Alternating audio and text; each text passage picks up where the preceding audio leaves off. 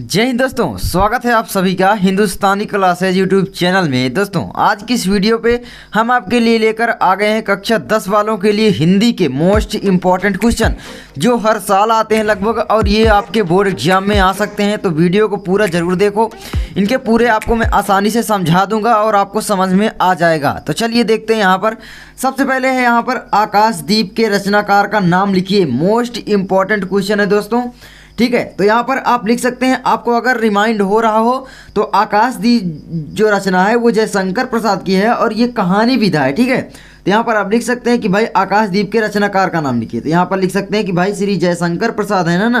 तो जयशंकर प्रसाद आपके हो गए, तो जयशंकर प्रसाद इनके तो हो गए। अब इनकी जो रचना है आकाशदीप वो किस विधा की है, तो मैं आपको बता दूं आकाशदीप जो है वो कहानी है, ठीक है। क्या है? कहानी है। तो अगर आपसे कभी पूछ ले कि किसी एक कहानीकार का नाम लिखो या दो कहानीकार का नाम लिखो, तो आप जयशंकर प्रसाद लिख सकते हो। उनकी अगर एक कहानी का पूछ ले कि भाई जयशंकर प्रसाद की किसी एक कहानी का नाम लिखो, तो आकाशदीप लिख सकते हो। तो मतलब एक ही प्रश्न से 3 से 4 क्वेश्चन आपके बन जाते हैं, ठीक है। आगे बढ़ते हैं। तो जयशंकर प्रसाद जी की कहानी क्या है? आकाशदीप, ठीक है। तो ये आपकी हो गई। अब यहाँ पर प्रेमचंद भी एक कहानीकार हैं, आप जानते होंगे, ठीक है। तो आगे देखते हैं। यहाँ पर अर्धनारीश्वर किस विधा की रचना है? तो यहाँ पर पूछा गया अर्धनारीश्वर किस विधा की रचना है। अगर आपसे पूछ ले कि अर्धनारीश्वर के लेखक का नाम लिखो, तो आप क्या करोगे? तो इसीलिए मैं आपको साथ में लेखक का नाम भी बता रहा हूँ। तो अर्धनारीश्वर जो है किस विधा की रचना है? तो अर्धनारीश्वर जो है वो रामधारी सिंह दिनकर का क्या है? निबंध। तो विधा पूछा है तो यहाँ पर क्या हो जाएगा? निबंध है, ठीक है। तो ये आपका निबंध है, लेकिन इसको किसने लिखा है? तो इसको लिखा है हमारे जो रामधारी सिंह दिनकर जी हैं, है ना, रामधारी सिंह दिनकर। इनको दिनकर बस अगर लिखा आ जाए तो समझ लेना यही है, ठीक है। दिनकर, दिनकर बस इनको बोलते हैं, तो दिनकर, ठीक है। तो ये आपकी मोस्ट इंपॉर्टेंट रचना है। आगे बढ़ते हैं। कलम का सिपाही किस विधा की रचना है? ये भी आपका मोस्ट इंपॉर्टेंट क्वेश्चन है। तो कलम का सिपाही किस विधा की रचना है? इसे मैं बार बार इसलिए लेता हूँ क्योंकि ये आपके बोर्ड एग्जाम में 100% है कि आ सकती है, ठीक है। तो आपका कलम का सिपाही जो है वो किस विधा की रचना है? तो यहाँ पर कलम का सिपाही मैंने बताया था आपको ना कि जीवनी है। किसकी है भाई? तो राय, जो भी राय हैं वो इम्पॉर्टेंट है, ठीक है। आपके अमृत राय, गुलाब राय, मेरी असफलताएं भी बताएंगे, ठीक है।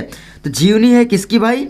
अमृत राय जी की। किसकी है? अमृत राय, ठीक है, अमृत राय। तो अमृत राय की जीवनी है। तो आपसे पूछ ले कि अमृत राय की किसी एक जीवनी लेखक, जीवनी विधा का नाम लिखो, किसी एक जीवनी लेखक का नाम लिखो, तो आप लिख सकते हैं अमृत राय, ठीक है। तो इस तरीके से आपके क्वेश्चन बनाकर पूछ सकता है, इसलिए मैं साथ में सब कुछ बता देता हूँ। तो चलिए आगे बढ़ते हैं। आगे आपका आ जाता है खून के छींटे किस विधा की रचना है, ठीक है। तो खून के छींटे क्या आप बता सकते हैं किस विधा की रचना है? तो खून के छींटे जो है वो है आपका उपन्यास विधा। क्या है? उपन्यास, ठीक है। और ये किसकी रचना है? तो ये भी मैं आपको बता दूं। तो ये भाई आपके जो चैप्टर में भगवत शरण उपाध्याय, ठीक है, आप जानते होंगे भगवत शरण, इतना फेमस नहीं है लेकिन हाँ है भगवत शरण उपाध्याय। तो आपको मैं बताना चाहूँगा कि आप अपने जो पाठ्य पुस्तक में हैं उनकी सभी की रचना याद कर लें। जैसे जयशंकर प्रसाद हो गया, रामधारी सिंह दिनकर हो गए, अपने आचार्य रामचंद्र शुक्ल हो गए, राजेंद्र प्रसाद हो गए, महादेवी वर्मा। तो इन सभी की आपको रचना याद होना चाहिए, क्योंकि जो चैप्टर में है उनसे ज़्यादा पूछते हैं। हाँ, इधर उधर कभी पूछ लेता है, जैसे यहाँ पर अमृत राय, ये आपके चैप्टर में नहीं है लेकिन पूछा ना, तो इंपॉर्टेंट मैं आपको बता दूंगा, लेकिन चैप्टर में जो है उनको तो आपको याद ही रखना पड़ेगा, ठीक है। आगे देखिए, किसी एक नाटककार का नाम लिखिए। तो यहाँ पर पूछा है किसी एक नाटककार का नाम लिखिए, तो आप क्या बता सकते हैं? मैंने आपको बताया था। तो यहाँ पर आप जयशंकर प्रसाद का इस्तेमाल कर सकते हैं। क्या है? जयशंकर प्रसाद जी। क्यों? अभी बताता हूँ, ठीक है। जयशंकर प्रसाद, तो ये कहानीकार भी थे, नाटककार भी थे, ठीक है। तो उपन्यास तो लिखे होंगे का शायद नहीं लिखे, ठीक है। तो ये नाटककार थे, कहानीकार थे, ठीक है, और निबंधकार भी थे, ठीक है। तो इस प्रकार आप कह लो। देखिए जयशंकर, अगर आपको नहीं आता किसी भी लेखक का नाम कि भाई किसी एक नाटककार का नाम लिखो, तो आप थोड़ा बहुत गेस लगाकर भी लिख सकते हो, ठीक है, अपने पाठ्य पुस्तक में कि भाई हाँ ये हो सकते हैं।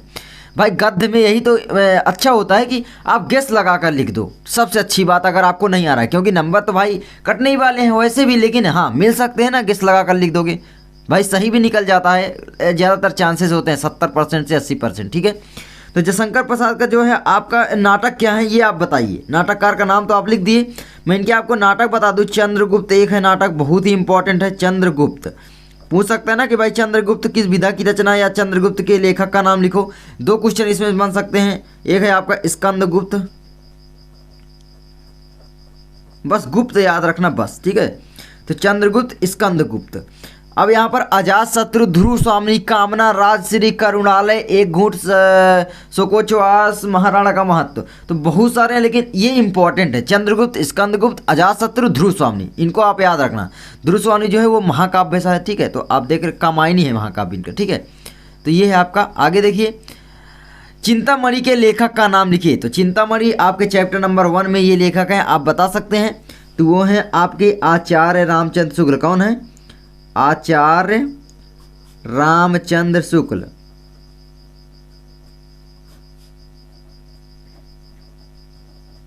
ये हैं आपके आचार्य रामचंद्र शुक्ल, ठीक है। आगे बढ़ते हैं। तो चिंतामणि के लेखक कौन है हमारे? आचार्य रामचंद्र शुक्ल। ये क्या है? तो चिंतामणि जो है वो है निबंध, ठीक है। क्या है? निबंध। तो ये निबंधकार हुए, तो निबंध आप लिख सकते हैं। चिंतामणि जो है वो क्या था? निबंध था, ठीक है। तो इस तरीके से याद करेंगे तो आसानी से याद हो जाएगा। आगे बढ़ते हैं, ठीक है। तो आगे आप कहा जाता है किसी एक आलोचककार का नाम लिखिए।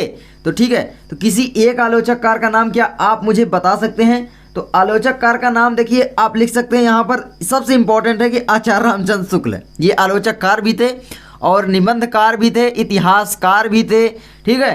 तो मतलब यार बहुत सारी विधा में इन्होंने काम किया है। तो ये लिख सकते हैं यहाँ पर आचार्य रामचंद्र शुक्ल। इनकी आलोचना में मैं आपको बता देता हूँ। आचार्य रामचंद्र शुक्ल, ठीक है।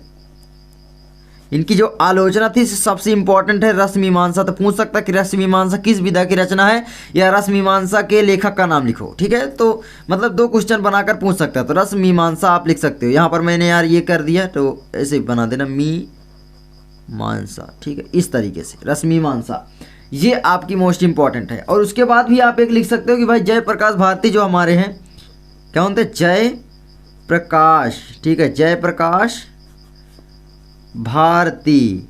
अब यहाँ पर याद करने की ट्रिक क्या है कि भाई प्रकाश, प्रकाश से क्या होता है कि भाई उजाला, मतलब निबंध जो है किसी भी चीज़ में प्रकाश डालता है, आप जानते होंगे, ठीक है। तो बस जयप्रकाश भारती अपने हो गए। इनका जो सबसे इम्पोर्टेंट आप कह लो वो है आपका जो जयप्रकाश भारती का, ठीक है, आलोचना। वो क्या है भाई? आलोचना। आलोचना जो है जयप्रकाश भारती की है वो है अनंत आकाश, आप लिख सकते हो। और हिमालय की पुकार, तो ठीक है, तो चल लिख देते हैं अनंत आकाश। क्या है? अनंत आकाश। हिमालय की पुकार भी है तो लिख सकते हो, ठीक है। आप आगे देखते हैं। किसी एक आत्मकथा विधा के लेखक का नाम लिखो। एक आत्मकथा विधा के लेखक का नाम लिखना है, वेरी इंपॉर्टेंट है आपका। यहाँ पर गुलाब राय, ठीक है। और मैं इनकी आत्मकथा भी बता देता हूँ, गुलाब राय। इनकी जो आत्मकथा है वो है मेरी असफलताएं। आत्मकथा में लेखक अपने मतलब खुद के बारे में लिखता है और इसीलिए इन्होंने लिखा मेरी असफलताएं, यानी उनकी जो असफलताएं थी उनके बारे में इन्होंने चर्चा किया, असफलताएं, ठीक है। तो ये इनकी आत्मकथा मोस्ट इंपॉर्टेंट है, तो आप इसको लिख सकते हैं। उसके बाद आप कहा जाता है अगला कि भाई हिमालय की पुकार के लेखक का नाम लिखिए। तो हिमालय की पुकार के लेखक जो हैं वो है हमारे जयप्रकाश भारती जी, हमने यहाँ पर आपको बताया भी। तो लिख सकते हैं कि जय प्रकाश भारती। अब आप सोच रहे होंगे कि सर आप क्वेश्चन इतना घुमा फिरा कर क्यों लिखते हैं उसी को बार बार? मैं इसलिए लिखता हूँ ताकि आपको बार बार देखने से, क्योंकि बहुत सारे लोग ऐसे हैं जो कि केवल वीडियो देखते हैं, ठीक है, लिखते नहीं हैं, तो आपको याद हो जाए। मैं आपकी समस्याएं समझता हूँ, ठीक है। तो ये आपका हो जाता है जयप्रकाश भारती, तो ठीक है। तो तुम लोग यार इसको याद कर लो, बिल्कुल आ जाएंगे, ठीक है। तो जयप्रकाश भारती इनकी जो है आप लिख सकते हो, मैंने आपको नहीं बताया, अनंत आकाश और हिमालय की पुकार, ठीक है। तो यहाँ पर लिख सकते हो हिमालय की पुकार, ये भी इनकी आलोचना थी, हिमालय की पुकार। तो ये थे आपके मोस्ट इंपॉर्टेंट क्वेश्चन। तो आप इनके स्क्रीनशॉट ले लो, चाहे इसको थोड़ा सा यार लिख लो, क्योंकि मैं देखा हूँ स्क्रीनशॉट पीछे ही रह जाते हैं, उसको कोई फिर पढ़ता नहीं है। तो आप लिखा करो यार, लिखने से बहुत ही चीज़ें तैयार हो जाती हैं, ठीक है। तो मिलते हैं नेक्स्ट वीडियो में, और इसी तरह की वीडियो देखने के लिए हमारे चैनल को आप सब्सक्राइब कर सकते हैं, बेल घंटी दबा सकते हैं, और लाइक एम हम रखते हैं 100। हमारी 100 लाइक एम पहुंचा देना, रोज़ की तरह आप करवा देते हो यार। तो मिलते हैं नेक्स्ट वीडियो में। जिस टॉपिक पर वीडियो चाहिए आप हमें कमेंट बॉक्स में बता सकते हैं। तब तक के लिए जय हिंद।